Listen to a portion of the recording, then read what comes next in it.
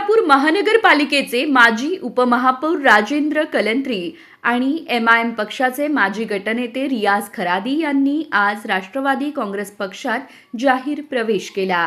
हा पक्षप्रवेश मुंबई येथे पार पडला। राज्याचे उपमुख्यमंत्री अजित पवार यांच्या शुभ हस्ते आणि राज्याचे कृषी मंत्री तसेच सोलापूर जिल्ह्याचे संपर्कमंत्री दत्तात्रय भरणे यांच्या उपस्थितीत हा कार्यक्रम झाला। या पक्षप्रवेशासाठी राष्ट्रवादी काँग्रेस अल्पसंख्याक विभागाचे प्रदेश कार्याध्यक्ष वसीम बुऱ्हाण यांनी विशेष पुढाकार घेतला।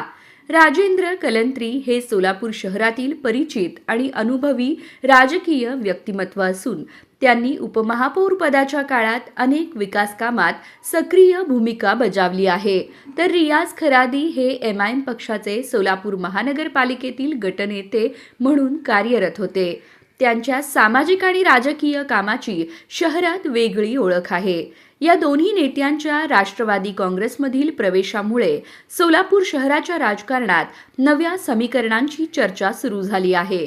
या कार्यक्रमाला मुंबईसह सोलापूर जिल्ह्यातील राष्ट्रवादी काँग्रेसचे अनेक पदाधिकारी, कार्यकर्ते आणि समर्थक मोठ्या संख्येने उपस्थित होते।